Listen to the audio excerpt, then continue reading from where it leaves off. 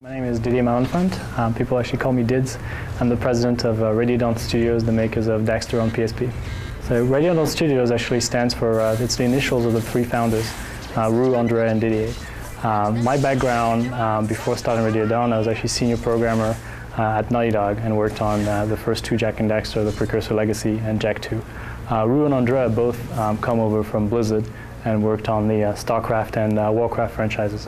So Daxter takes place between the first Jak and Daxter and the second game.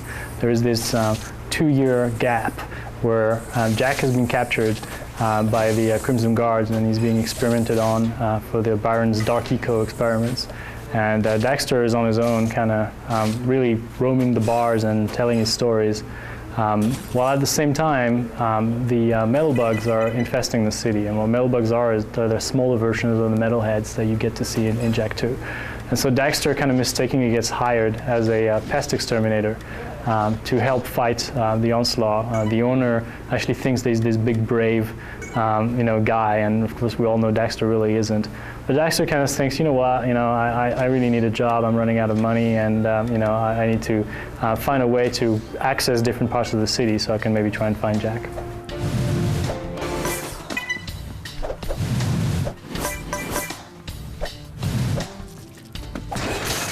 Well, ever since the first Jak and Daxter, people have really been asking for a Daxter game. And the PSP was the perfect platform for us to do an exclusive game, something that you will never get to play on any other platforms, and that really features Daxter as the main character, finally the star of the show. And yeah, it's something that was kind of just the right thing to do, because he's really the best character in the whole series, and people absolutely adore him. And so he finally gets center stage and gets to run the show. And Jak is in prison, so he's got nothing to say about it.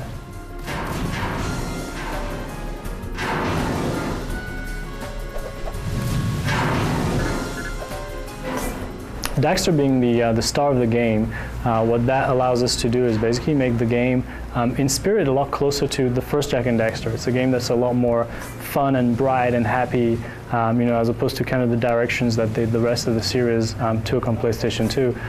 Daxter is really, this fun, go-happy character. He's wacky.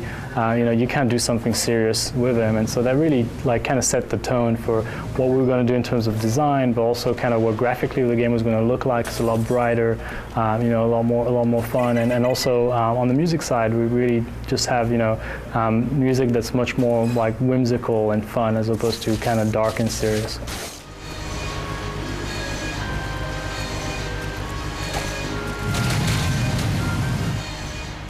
So what we did for the game was basically, again, it's just kind of a throwback to the first Jak and Daxter. We did something where, instead of trying to be an RPG platformer or a shooter platformer or, a racer platformer, Daxter is actually, totally not ashamed to be a platformer.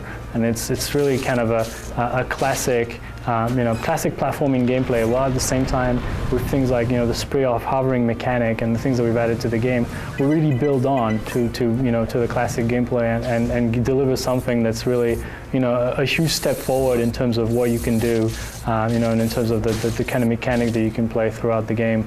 The spray hover is described by some people as, a platformer without platform. So it's really the step that games took by just adding jump and creating platformers. We're taking another step forward by adding spray hovering, which is just on top of the jump, really a mechanic that's much more complex, but also a lot more fun to do.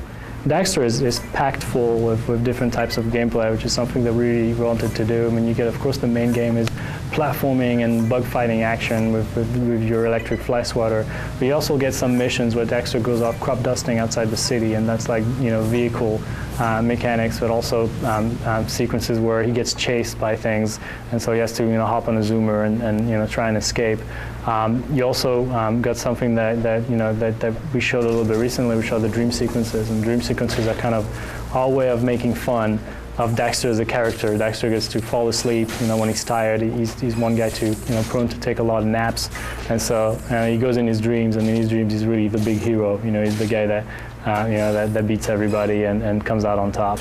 And then at the side of that, one thing that we added that we really felt would add a lot to the game and to the experience is the bug combat. And what the bug combat does is that it lets you, through bugs that you pick up throughout the levels, that kind of scattered around and in sometimes secret places, sometimes just out there waiting for you to pick them up. You can actually pitch your 2 bugs either against the computer or one of your buddy using Wi-Fi, against each other. And this is kind of this like underground, street corner league of bug fighting where people will go and just try and fight each other and see who comes out on top. It's a turn-based gameplay that's completely different from the rest of the game and just so much fun just to play with somebody else.